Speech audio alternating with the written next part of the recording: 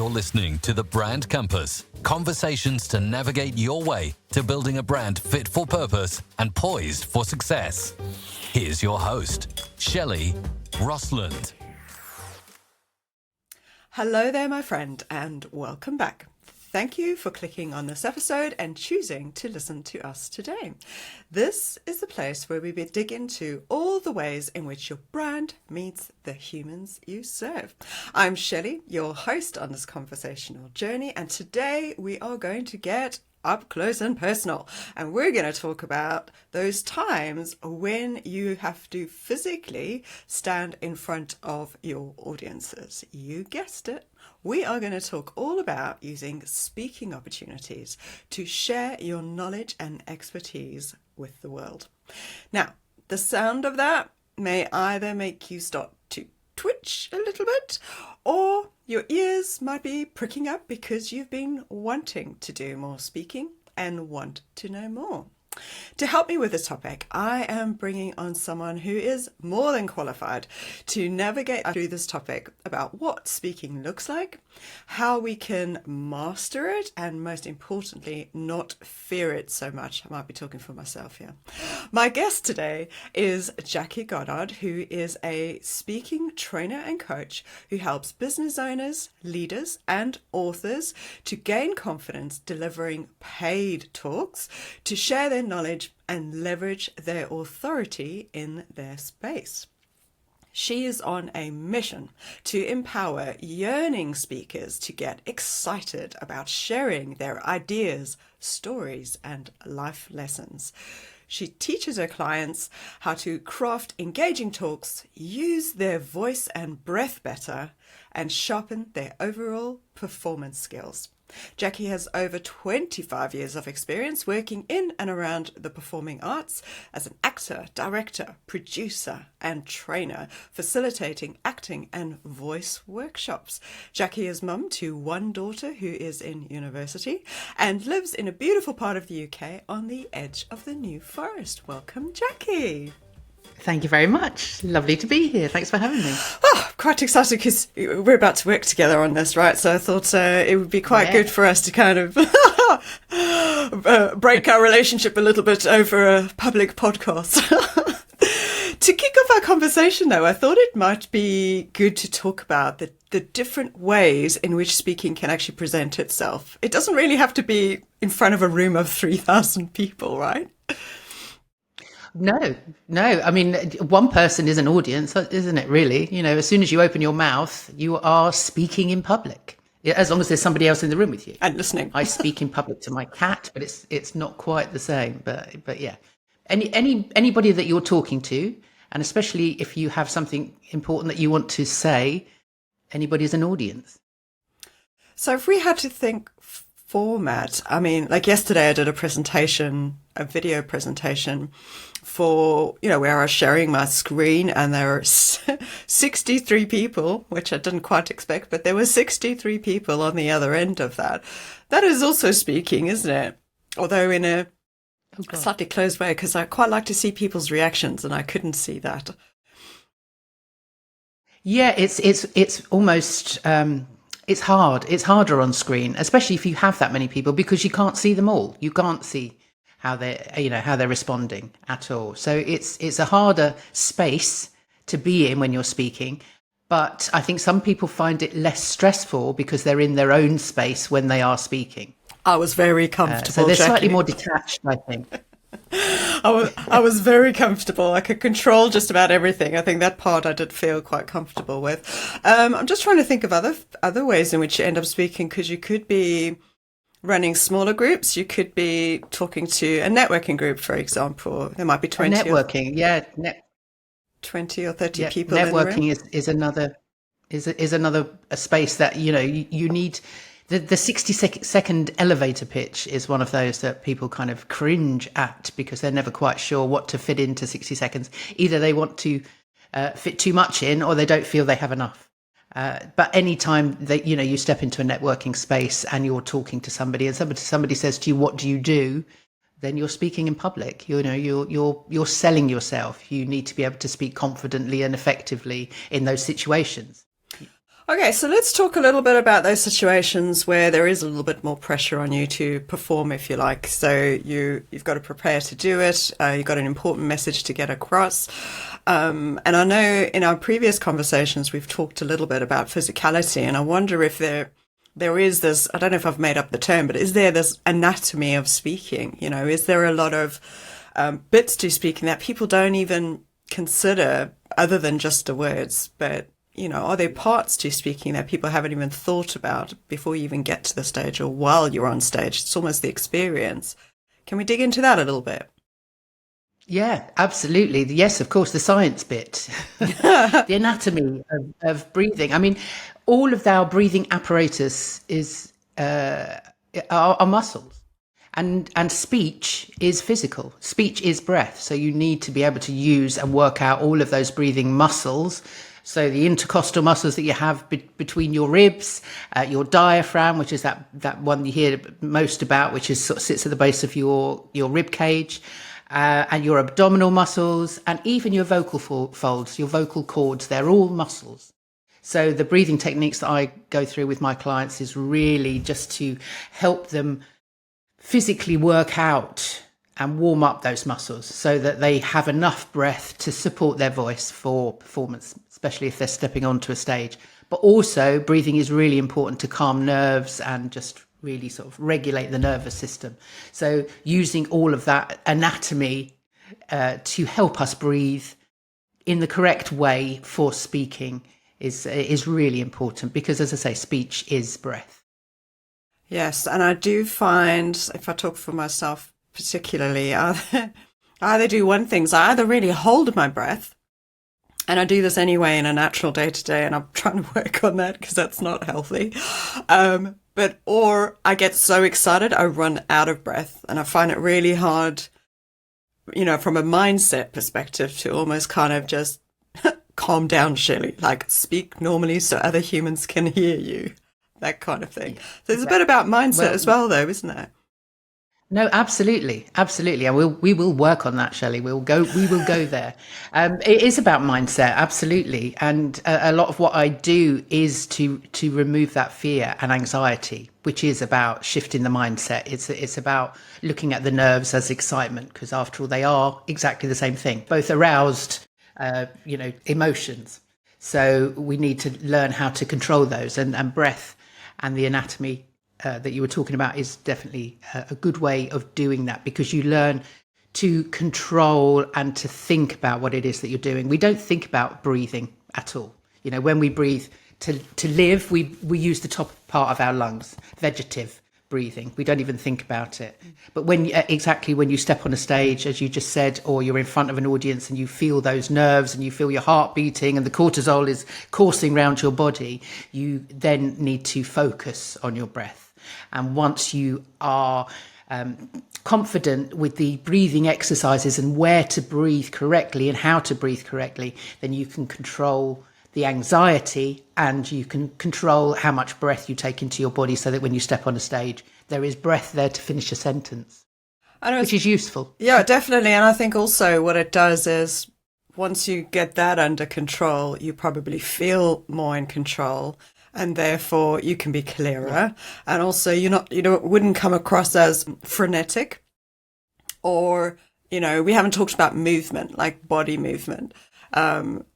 Moving on, there are people that move there. Well, I'm a big hand, anyway, on video, not so much in person, but the movement of your arms, the movement of your feet, the actual movement to and fro on a stage. And it's just understanding what actually will interrupt your message, so that people aren't actually listening to you. They're watching you move. It's a careful balance, isn't it? Yeah, I mean, you just got to be aware that whatever you are feeling or producing on stage or in front of an audience, wherever that might be, the audience will mirror that. So if you come on nervous and unconfident, uncomfortable, that's exactly how your audience are going to feel. So once you have really got yourself so comfortable with your content that you are relaxed enough And this is why I say I'd like to get people excited about speaking. And it's not about them getting all, hyper about it. It's about just getting them to a space where they just can't wait to share their message. They can't wait to get on the stage. And it's a comfortableness, which is a really, I don't know if it's one of those normal words that people kind of choose to ignore. But if you're comfortable with your content, then that's where your confidence comes from, because it needs to come from inside you. So that's what's going to dictate how you move on stage. Because if you are uncomfortable, unconfident, then that's when you move, because you don't quite know what to do with yourself. Whereas if you are centered and you're confident and comfortable in what you're talking about, then your movement will be natural. And if you are a person that moves your hands quite a lot, that's not a problem, because you will use them to underline a point that you're making. So the movement becomes natural. The worst thing for an audience is to watch somebody being really frenetic or dancing on the spot, or, they can feel that's uncomfortable and it's distracting. They look like they're having a fit. fit. It's all about getting people comfortable. Yes. And you don't want that. No, let's not. I think that brings it nicely onto what I kind of wanted to move on to, and it's the bit about actually, you're not there just for your health. So number one, you're trying to leverage your profile. You're trying to sharpen up that element of you being, for me, obviously working with subject matter experts, it's to heighten that element that they are an expert. They are someone that people can point to for knowledge and direction, right? But what you're also wanting to do is you're wanting to bring value to the audience. So doing all of this work actually helps you to not only make yourself look better and come across better, but also so that your content and your message and your stories can be heard, right? So there's this other intangible asset that we're trying to work on at the same time. But I suppose that comes in with our planning of the talk and the content that you're actually going to get across as well. So should we just sharpen up? I know you work with, and I know we're going to work on a talk for me around about a 20-minute talk. So maybe let's talk a bit about that, because actually that's also a TED talk, right? So if somebody's actually invited to either get up on a podium or to get up on a stage, and they have to, there's a guardrail around how long they can talk. So let's give it 20 minutes. It might help us just with our conversation today. Do you want to maybe dig into your process a little bit? High level, because obviously we can't sit here for hours. I'd love to. How do you uncover, those glory points, and then how do you actually, get them to shape that 20 minutes? Maybe just a high level element of what your process is, so people can get an idea what it's like to actually work with a speaking coach. Well, the way that I work is always start with a brief. What have you been asked to do? So what is the subject matter?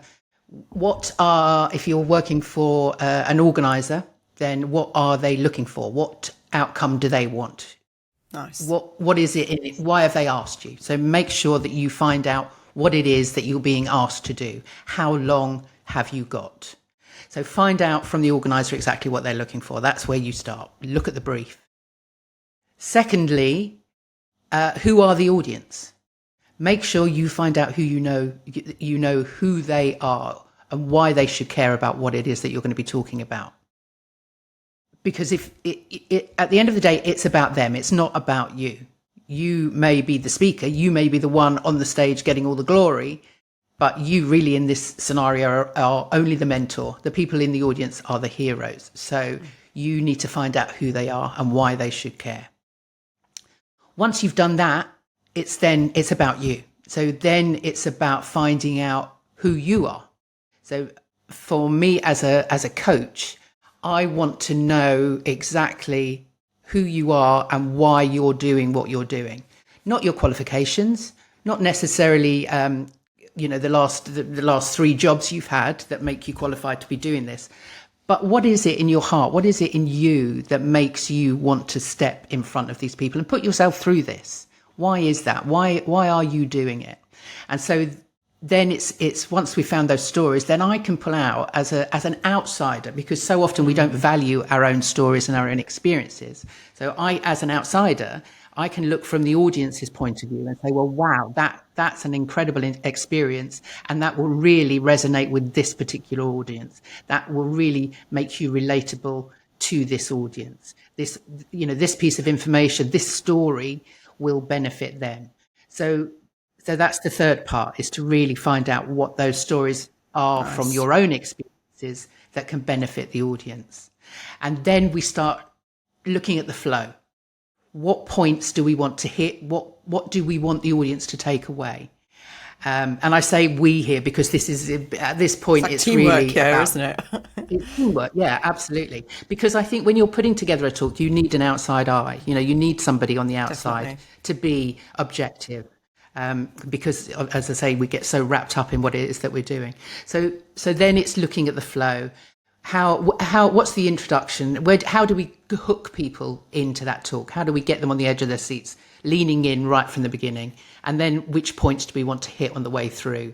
And then how do we finish? What's that? How can we leave them on a high? How can we leave the stage knowing that we've completed the brief? And then obviously in amongst all of that is finding those visuals, because visuals are not a way of getting you through the talk. The visuals are there for the audience. So it's very important to find the visuals that underline and illustrate the points that you are making. They're just an added layer for the audience to take away what it is that you're trying to say. They're not for you as a speaker. They are for the audience. So they're very important to fit into the flow of like that a talk. backdrop, isn't it? They're like a backdrop behind you almost on stage. Yeah, absolutely. And then once that's done, that's when you move on to the performance side of things. How do you look? How do you sound? What are those little tics and issues that you might have on a stage that me, again, looking as an audience member, that I can pick up on? And sometimes then it's practice. Course. Yeah. And of course, there's some things that we might be really self-conscious of, but you might look at it and go, actually, that it's not a big enough issue that it would disrupt an audience. So don't worry too much about that thing, which is quite comforting to do. When I was preparing for this podcast, I was thinking about, as you know, like speaking styles, because we thought, we might do this in a separate episode, but I know there's one thing that really kind of puts me into like a really dark corner, and because there's some really amazing speakers out there, and some of them are so good at humor. They are phenomenal, like their comedic timing, their jibes, their stories. They are just, and obviously some of these guys have been doing speaking for 10, 15, 20 years. So I get that comes with time as well. And while I enjoy hosting this show and having what I love to think of as joyful conversations with many of my guests that I come in, I feel like I'm doing speaking in a really undercover way, because I've really feared the stage, thinking, actually, I'm not funny enough. I'm not engaging enough. For anybody who might be feeling the same as me that's listening, can you maybe allay my fears a little bit and maybe tell me if there are actually a few different types of speaking that actually works? How do you find your mojo? I mean, logically, I know that this must be true, but there's like this 15-year-old, and I realize why I said that age, because we had house plays.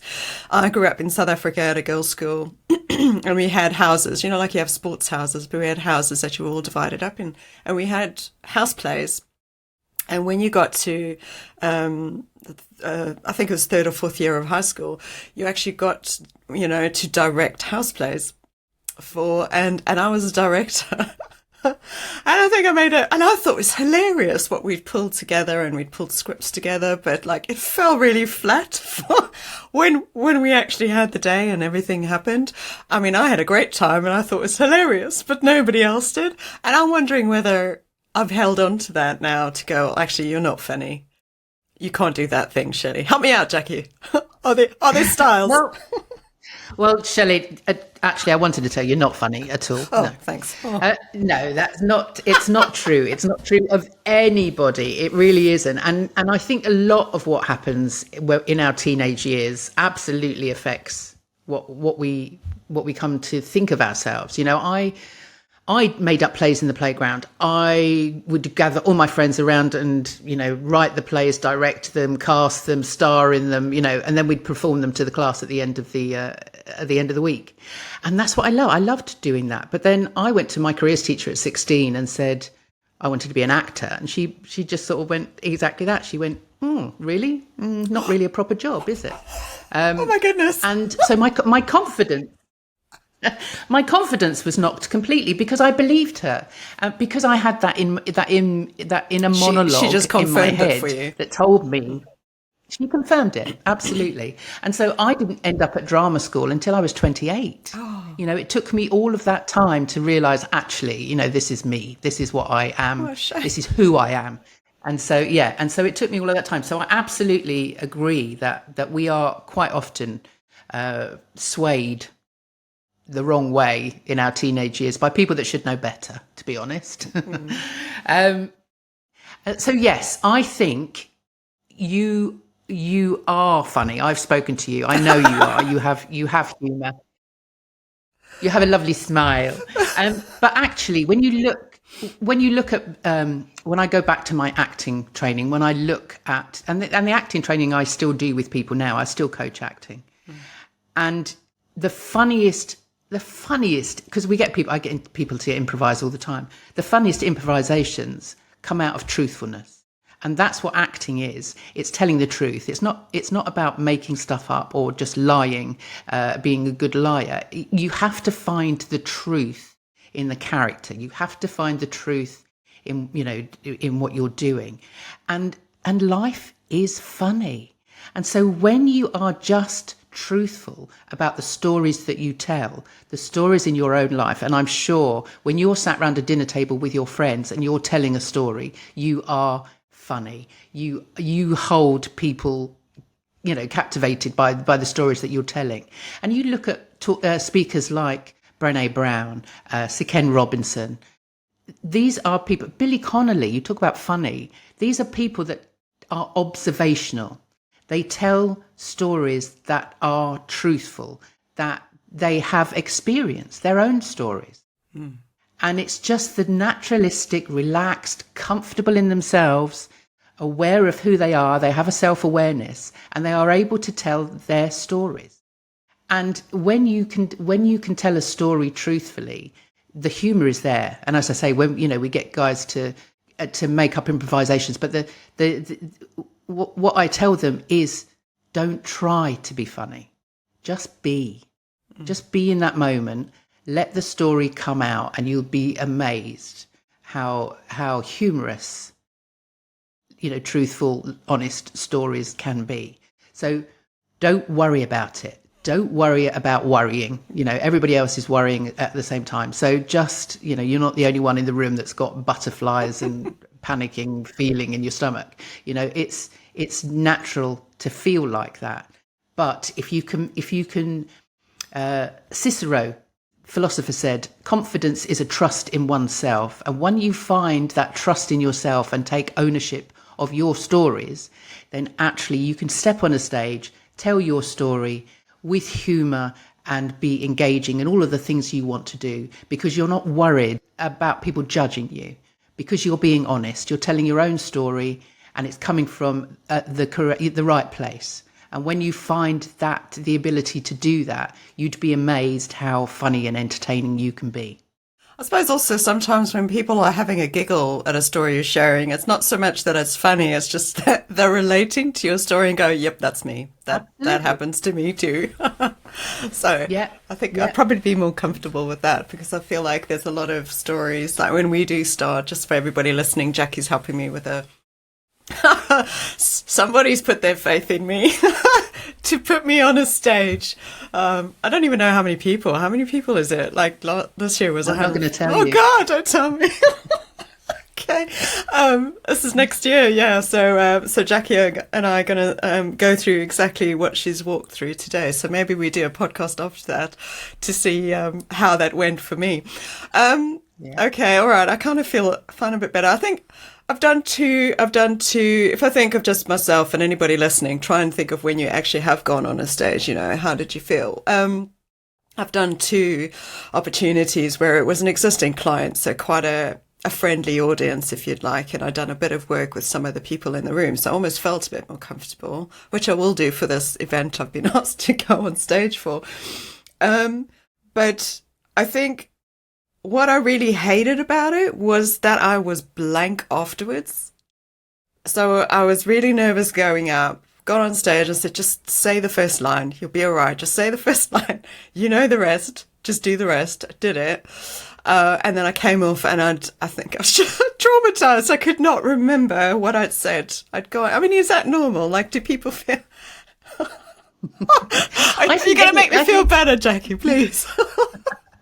I don't think everybody is different. I don't know how, I can't remember coming off and feeling completely blank, but I do remember doing plays where, I'm really, really quite nervous, especially before the first performance of a play, to get off at the end and think, oh my God, how did we get here? Or being on stage even, and knowing that when you get on and those nerves and you're kind of thinking, right, I've got an hour and a half before this, the sort of short, that's a short play. Got an hour and a half to get through, so that the feeling of nerves will be gone. I know that I'll be fine. I'll be fine in an hour and a half. And you get on the stage with that hour and a half there, and then before you know it, you're in the last scene, and you're thinking, oh my God, how did I get here? But you get so wrapped up in in the journey, in the story that you're telling. And it's the same with a talk. When you put a talk together, it's still you're taking an audience on a journey. So you get on at the beginning, you get off at the end. It's exactly the same. It's not quite the same when you're making films, but certainly, as an actor on a stage, you get on at the beginning, you take people on that journey, and you get off at the end with rapturous applause, obviously, standing ovation. I'm going to just pay everybody. I'm going to just bring everybody brownies in the audience. I might just bribe them all. Yeah. But, you do come off at the end and think, well, how did I do that? How did I get here? So is that a little bit hopefully you won't come off at the end of that one. No, hopefully not. But... I think, like I said to you, one of my goals is that I want to enjoy it. I want to go up and actually enjoy the experience and come off going, actually, I quite enjoyed that. I think that would be a really nice outcome for me. As opposed to blank trauma. Yes. Much better. Yeah. I mean, I did a talk, a new talk last month. And the first time I did it, I was very nervous, and it didn't go terribly well. But thankfully, I had another go at it. But it is that sort of, you come off and think, oh my God, that was awful. Yeah. But then other people will say, oh no, that was amazing, because they don't know. They don't know if you've missed stuff, or they don't know. Yeah, as long as you sort of keep going. But then I did a workshop last week where it was very interactional. I was talking to the people in the audience. So there was only sort of 20 of them, I suppose. But we were interacting. I was telling, it was just very natural, I suppose, very honest again. It was just, what they were asking me questions, I was answering, and I was telling them stories about experiences, much the same as I am now. And it was a really, really nice experience, because it was all of us together. And actually, remember, when you're on the stage, it's not a monologue, it's not just you talking. It is a two-way. Even though the audience aren't interacting with you, they are interacting with you. They're not talking to you, but it's a dialogue that you're having with the audience. It's not just you up there. You are conversing with them. I like that, because I think that's one of my other blocks as well, is because I am much better in an environment where there is interaction and there's feedback, and I know what's going on in the room, so that I can make sure, I'm feeding into that and I'm actually helping. So I think, and also when I develop something to do the talk, I can have that in my mind going, I'm filling some of these gaps, or I'm helping people to link dots together, or, in their mind, hopefully they're playing whatever it is that I'm saying to them, they're playing it for themselves, go, oh, what do I think about that? So that actually helps reframe that situation a bit for me. Yeah, which will help you, put in pauses, and you can then give them time to think. Certainly did, even in the talk that I did, I was able to, I could see people's faces, and I could, see their reactions. And I, a couple of times I sort of pointed to them in the audience and said, oh, you got that. Or, you can kind of have a bit of banter, kind of. Yeah. I mean, I always say with talks, and we'll do this with you, is that kind of memorize to improvise. Okay. So you get to know, you don't learn a script as such word for word, but you know it so well that you can start playing with it, and it feels comfortable to be able to interact. It doesn't knock you off course. Yeah. So, Jackie, if we think of our audience, so subject matter experts, generally service-based, so they're kind of consultants, educators, mentors, coaches. What tip would you give somebody who's kind of toying with the idea of speaking, but has not quite, thrown themselves at it yet? What tip would you give them to kind of overcome that, because I think there's a lot of value in speaking, even if it's not in front of big audiences. But I think even just having a podcast show or running a live show on Facebook or LinkedIn or whatever it is, that's speaking as well, or doing a short talk for networking, but has been shying away. What do you think you might have like a thinking prompt as opposed to a tip. I don't know what you think, but what's the one thing that you could help them with to take away today? Certainly step outside your comfort zone. Just do it, and that's easy to say. That's easy for me to say, certainly. But there are so many benefits to speaking up and talking. Most people that run their own businesses do it because they're passionate about it. And that's what people want to hear.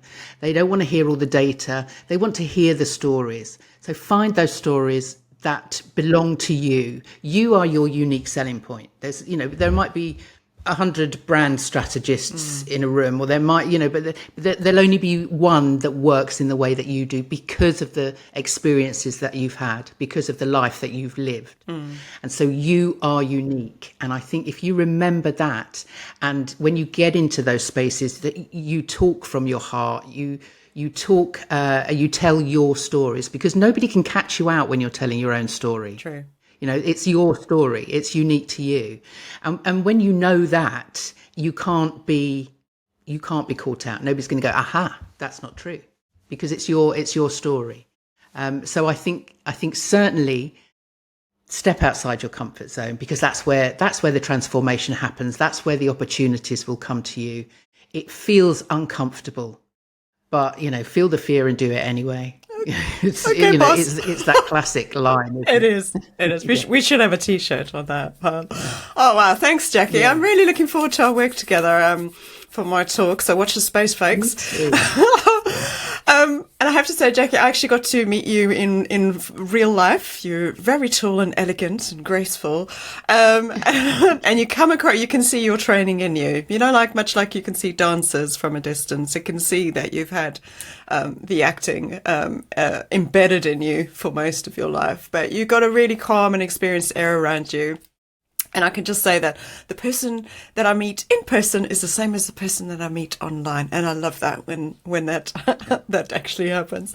So anybody who's listening today, Jackie, who's resonated with what you've said, how you work and your approach to things, where can they find you to find out a bit more about you and what you do?